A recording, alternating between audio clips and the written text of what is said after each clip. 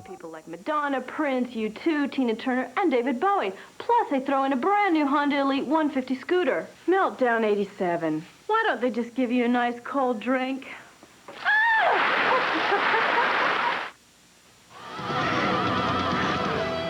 Whoa, check it out. If this wasn't here, this would be floating. MTV. It's really bright. First leg of the last tour? I don't know. It was great. Lots of screaming, yelling, girls, booze. You're not gonna play this for my wife, are you?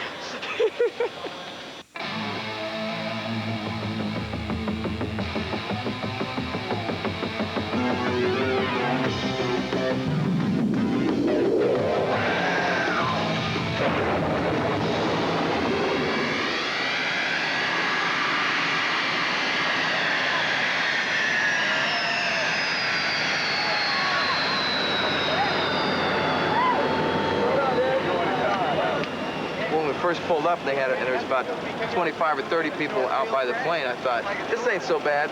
But then we went around the corner, and there's 1,000 or so, or a couple thousand, or whatever it was. It's hard to tell. It looked like the whole airport was packed.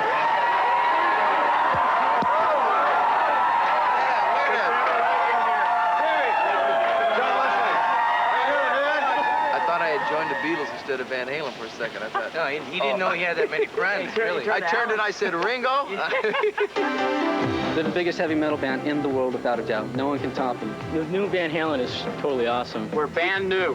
Yeah, we're a new band that took an old name and just used it. New Van Halen's bright compared to the old Van Halen. Who needs Simon Dave? I think they're trying to prove that now that Dave's gone, that they can do just as good or better. We're not out to really prove anything. It's like we're all musicians.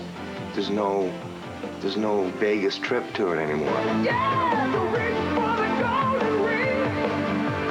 Reach for the sky. Baby, just spread your wings. Get higher, higher, straight up we'll fly. We'll get higher and higher. This is the most incredible band on this planet. Everyone's playing is incredible. On stage, we're able to play any song we want, anytime. We had the same influences in the past. You know, when we say let's jam or something, any guy in this band can start playing a song, and all of us know it. Some old Cream tune, like like today we were jamming Politician, well, or some old Zeppelin tune or something.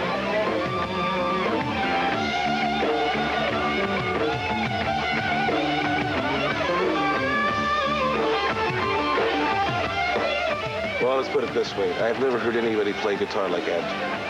And Sammy compliments Ed not only vocally, but also in the guitar. Musically, I think the band is completely expanded.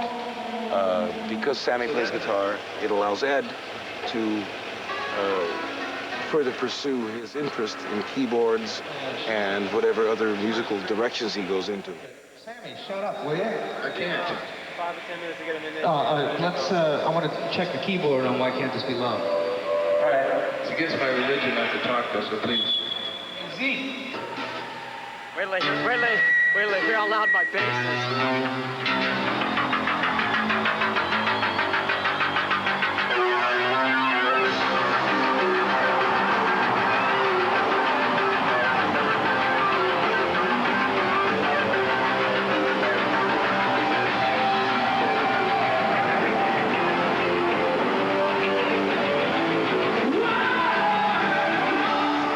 Success, you know, it's like you can't even compare to anything. You just say, yes, that is success. If you want to just measure it against chart success, concert success. We love the album. Everybody in this band, I mean, is just so proud of this record. That's success, you know. So it's completely successful. The four of us are working so great on stage. That's successful. It's all successful. And you know, whatever you're measuring it against, or whatever your word for success is, your meaning of it. All right. So you win. Billy's gonna show you all success. The first time we got together was like we've been together for years. It was incredible. you know, I don't mean to put a certain person down, but it's like there's no more limits, no more governor, you know. It's like just we can do anything we want. Well, we had a toothache for about 11 years, and finally went to the dentist, had it extracted, and now we've got a crown with a gold cap on it. I think they've really pulled off something incredible. When a primary member of a band leaves a rock and roll band, there's always speculation that the band can never be the same, and I think actually they've improved themselves. When Dave quit the band, Alex, Mike, and I were just pretty devastated, really. We were just sitting there going, now what, you know? I mean, here we've worked with a guy for 11 years, so to speak, and he just kind of like took off. We were just a little bit,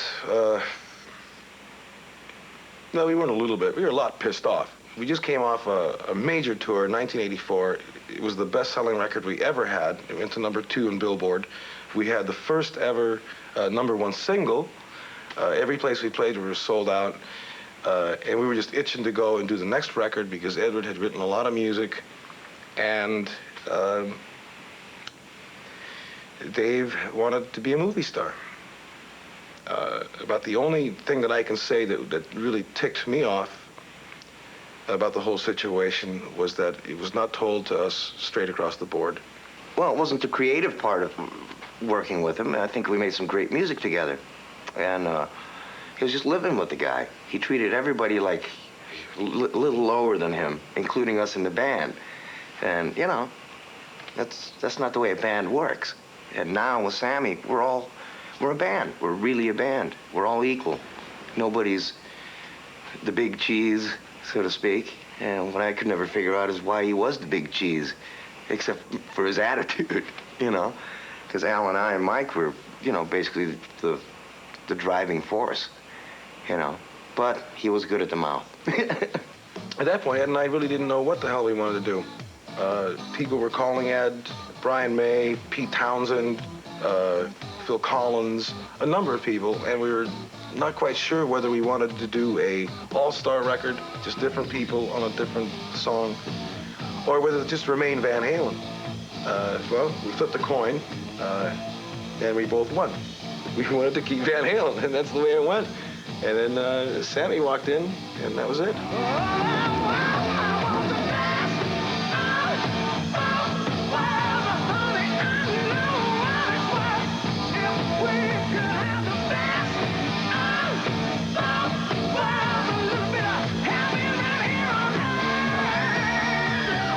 In '77, when we first signed to Warner Brothers, the idea of having Sammy as the vocalist for Van Halen was tossed around. Not by the band, but by the powers that be. And we didn't find out about that until maybe 3 or 4 years after the fact. And it never materialized because of contractual differences, etc. But, and here's my favorite term, as fate will have it. One day, my Lamborghini broke down, and I ended up at Claudio's. You know, just sitting there shooting it. And he just got off the phone with Sammy. Sammy's car broke down too, you know. And Claudio goes, Ed, you seem a little depressed, you know. And I go, yeah, man, I'm bummed. Our singer just took off. And he goes, hey, why didn't you call Sammy? I just talked to Sammy. Why didn't you call Sammy? So I said, give me his number, man. I called him right there from his shop. Well, the first time we got together was actually, believe it or not, we tried to have a business meeting, if you can believe that. I wanted to know what they wanted to do, what their schedule was. I was just getting ready to go in and do an album. In 2 weeks, I was starting my next album. So I was all ready. My band was rehearsed. My songs were written. So we had a sort of a business meeting for about 2 hours. I mean, it was like stupid. We didn't even get anything said. We didn't get anywhere. Finally, thank God, Eddie says, well, let's just jam something. So they'd gotten together all night and jammed some couple songs, just some music, some pieces of Summer Nights and pieces of Good Enough, just the riff. So we went in there and I just sang. First time they just started playing Summer Nights and I just was scatting around through the verses and I sang Summer Nights. And right off the bat, Sammy just came up with a melody, lyrics, everything. I mean, I was going, where's this guy from, you know? It blew me away. Don Landy was just going, you know, jaws dropped. You know, and I remember Don pushed the talkback switch, you know, in the middle of one and goes, I think you guys You know, got a new band happening here.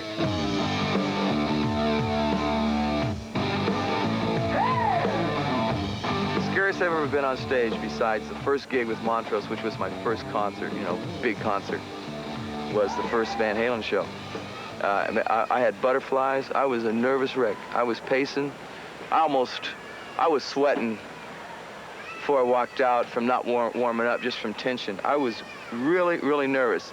My manager did a crazy thing to us. Our manager, he booked us in Shreveport, Louisiana, a town, maybe one of 3 towns in the United States that I've never played because I never had airplay in it. So he starts the tour there, right, where I'm like, Sammy who, you know? The audiences everywhere, including the very first show in Shreveport, everyone just went, "We love you." You know, it was great. 30 seconds into the first song, I got hit with about 20 big giant banners rolled up. So I start unrolling them, looking at them, David Lee who, you know, some other rude statements, and it really, you know, I can honestly say it encouraged me. They accepted Sammy like he was with us. You know, it's like nobody even cared about Dave, you know?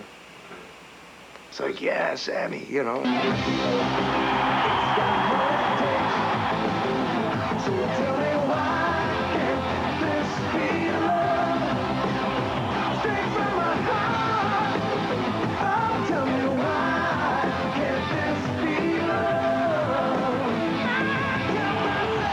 I didn't want to change the band when I came in. I just wanted to be the singer in it and you know, work my way in to the point where we didn't lose anything that they already had. And in this band, for instance, I don't ever present the start of a song to this band intentionally. I mean, I had 15 songs for my album that I was supposed to do, but I didn't present one of them to this band because I really think that the band should remain the musical spring, which is really Eddie.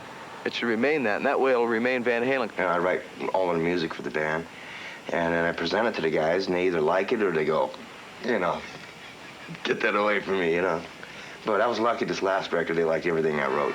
I write just about everything on keyboards.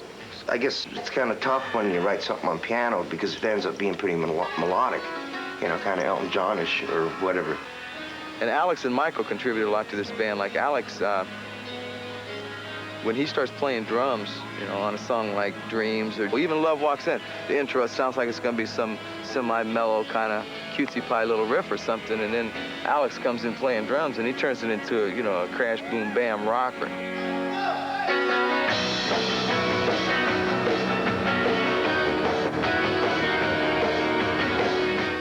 With Michael, the thing that he adds to the band a lot of people don't see is the real high background harmonies.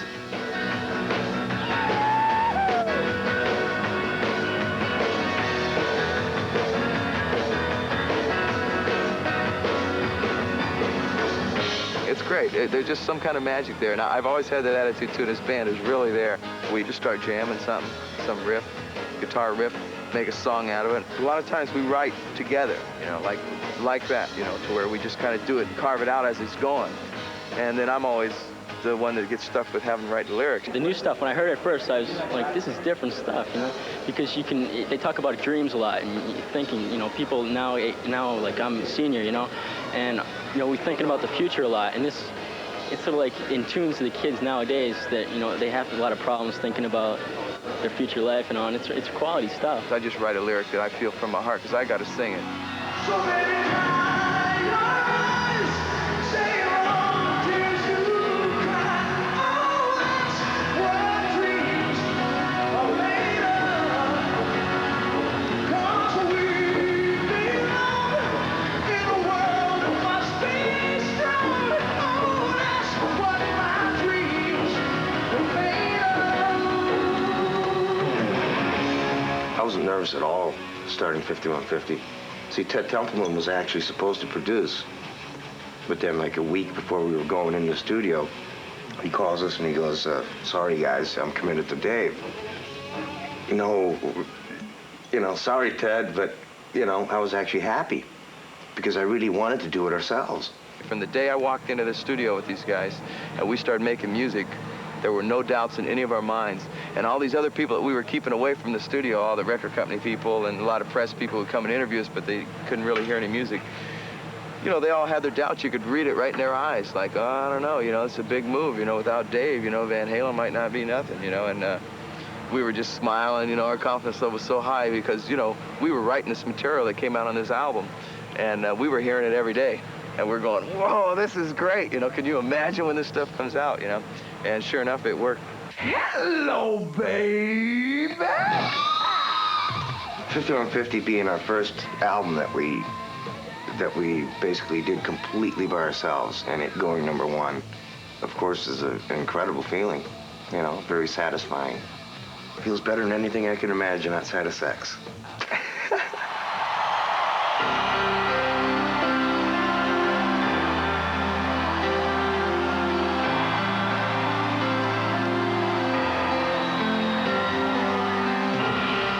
I think my writing's gotten a lot better because I'm not under the pressure of, can I do this? Can I, you know, please? I was never really allowed to play keyboards because a certain person said, hey, you're a guitar hero, man. Nobody wants to see you play keyboards, you know? I'm a musician, basically, and if, you know, if I write something on a saxophone, I'll play it. Al always tells me this, and I guess it's true. No matter what instrument I play, it always has an edge to it. So even when I play keyboards and Al and Mike launch in, it still sounds like Van Halen no matter what. You know? Take it or leave it, for better or worse, it sounds like us.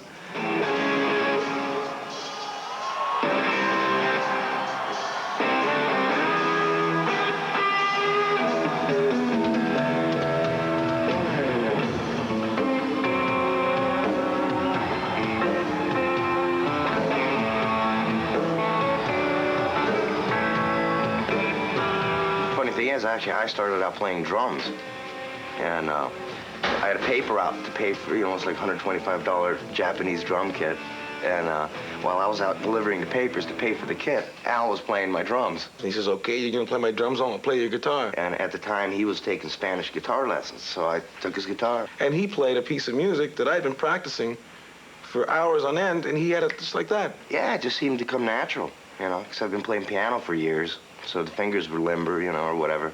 It was pretty easy.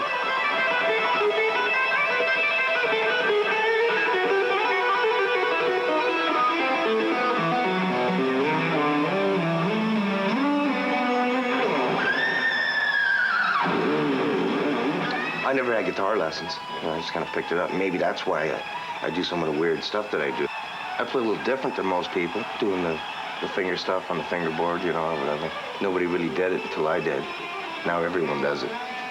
He's never approached the instrument like the average person would do. He's changed the guitar just like Hendrix did a long time ago, but he's taken it a lot further. No one else jumps around like Eddie does, you know? He's the greatest rock and roll guitarist ever. He's the fastest, and he just does wizardry with the guitar. He jams! He jams! But that is Van Halen jam! Is there another beer?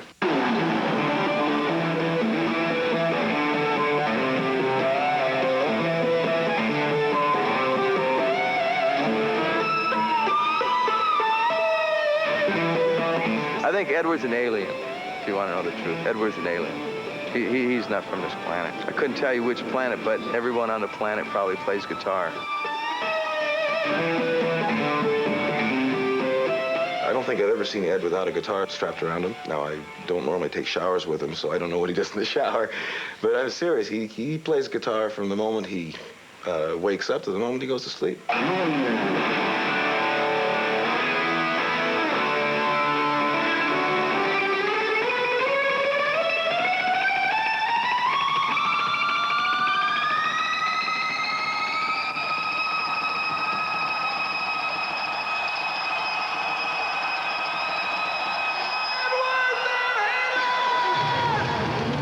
Whenever you do something by the book, it's like you can't do anything outside of the book. So how's anyone supposed to come up with anything new if they go by that old book? So I guess I'm kind of writing my own book, you know, or trying to anyway. Ed and I were in a very unique situation because we immigrated to America when we were about 8 years old. neither one of us knew the language, so we ended up being really close friends, aside from the fact that we had a mutual interest, which was beating the out of each other. Thank God he started playing drums because he used to beat me.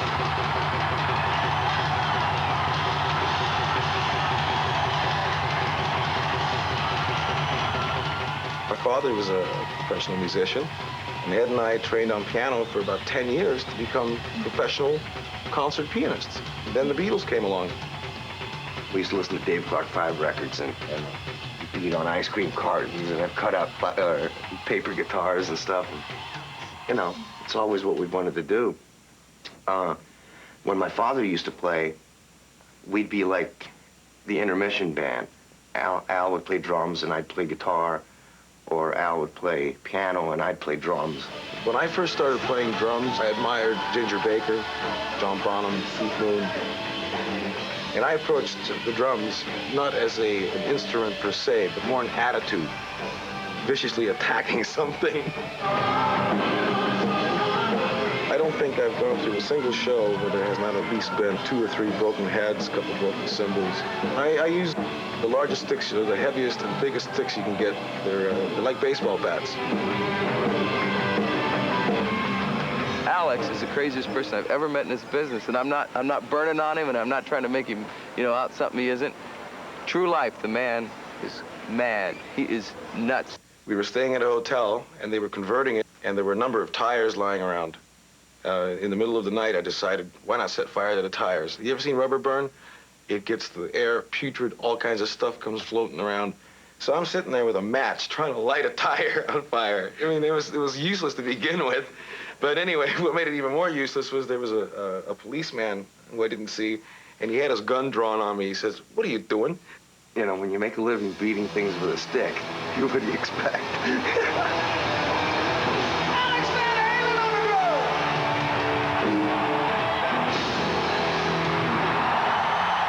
When Al starts falling asleep with the drums, I'm basically just holding the solid beat down. I got the. I keep it all together. I'm the steady part of the band here. Just I got to take another sip off my drink. When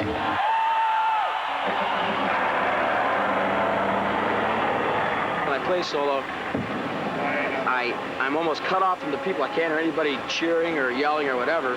Actually, I'm going through a lot of excruciating pain when I'm rolling around on stage and stuff like that. But I like that. See, that's why I'm in this business. To hurt people and hurt myself.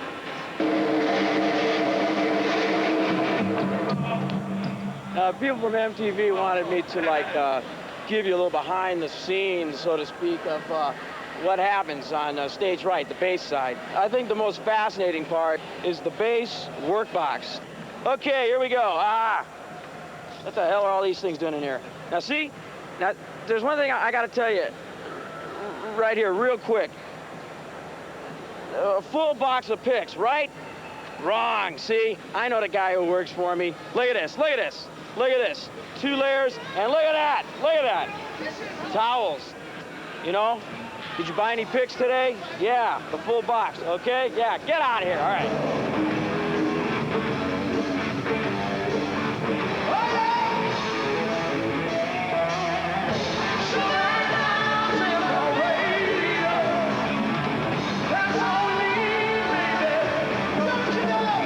My favorite drawer. I bet you can't guess what drawer this is.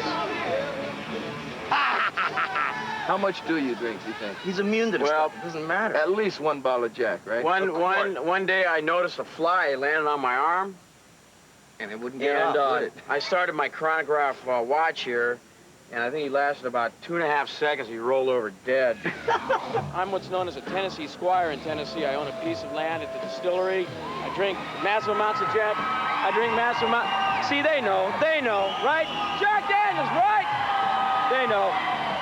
Anyway, we just built this one out of spare parts that we had laying around, and it turned out real good. And I use it on stage. Sounds great, no problem, The man drinks it, the man plays it. It's a lifestyle like Van Halen,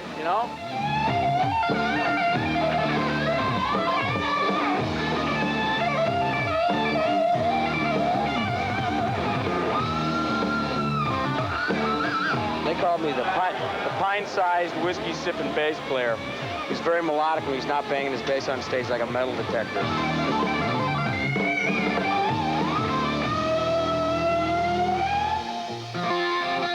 Here's where Sammy gets dressed. Here's where I get dressed. That's where Alice gets. Oh, Mikey gets. Mikey! And this is where Al gets dressed. Basically, what we do before we go on in the tune-up room, we all four just get together and just total geek out, you know, just to mentally prepare ourselves for what we're walking into. What more do you want? It is like one big goofy situation, you know. Every time we get around each other, it turns into totally Bocephus mode. Yeah, we hit Bocephus mode. Yo, Bocephus hat! Son of a sitch! Oh, man, this is great. You gotta try one of these on, man. It makes you have a completely different perspective on the way you look at life. Hank Williams Jr., his nickname is Bocephus. And the man really knows how to party down, right? And so we kind of just go into Bocephus mode before a show, you know? Bocephus rules and knows all! But I'm not talking wild, disgusting acts of human behavior. we do get wild, we get crazy. Let me do my elephant for you, okay? Ah, man. Okay, wait. Here's my horse, all right? Whoa, trigger. I thought you was Dale! Then I gotta put my headset mic on to make everything, so that I can be the crazy mofo that I am. I'm a grown man, you know, that my brain never developed past like maybe 15. Come on, Leonard. Come on back. Where's he running to? Where's he going? Come on back, Sugar Ray. We're adults that never grew up. We're mature male adults.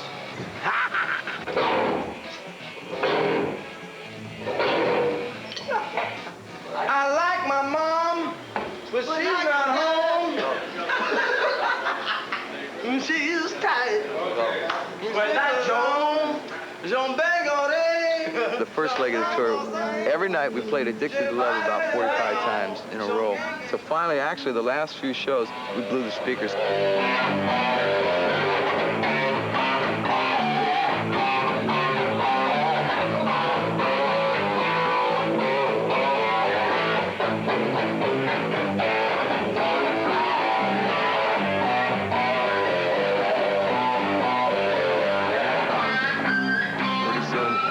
Dancing and, you know, air guitaring and kicking around and stretching and rocking and throwing stuff. And next thing you know, somebody says, "Let's go!"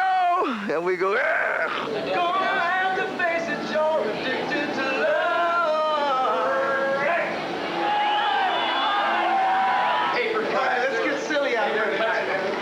Let's get completely silly. You mean just carry from here straight on out? You mean just do the same thing we've been doing? Okay, except more so.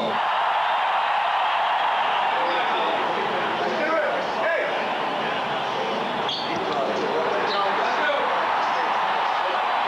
To be honest, God, truth, every night when I set foot on stage, those 2-3 minutes right before we go on, I always get the chills a little bit.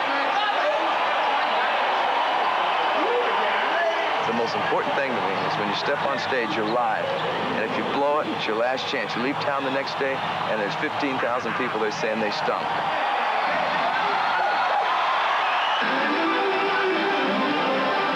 At the moment you see the audience and they're rooting and they're hollering and they're screaming and they're throwing beer cans all over the place and we're throwing them back, all of a sudden just your energy level increases 1,000-fold.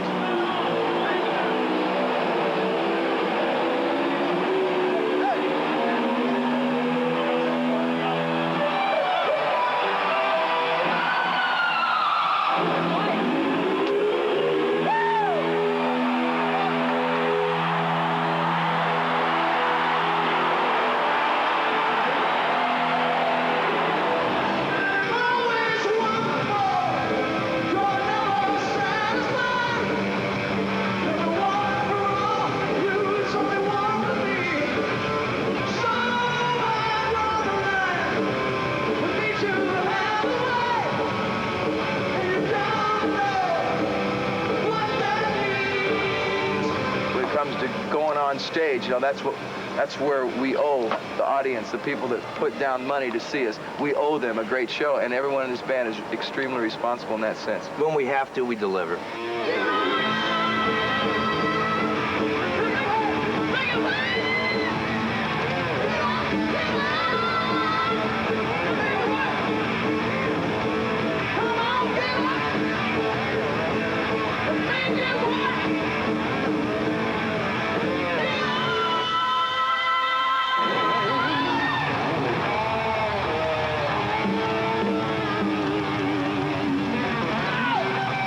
Stage at 130-degree heat, and you really don't know what's going to happen. The unpredictability of it is shared by the four of us on stage. One night we got like 77 female undergarments. Yeah, Sammy on mentioned something stage like one we were night. going to have a yard sale the next day. We had the microphone stands all lined with them.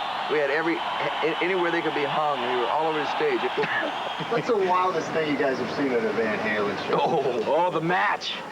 The match. Yeah, and the chick on the guy's shoulder, you know, going around. Oh, that's right. I swear to God, this chick got on her boyfriend's shoulders, lifted up her dress, wearing nothing, you know, winking at us. Man.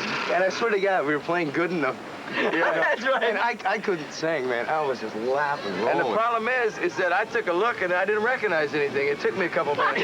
And all of a sudden I went, wow, that's a weird-looking guy.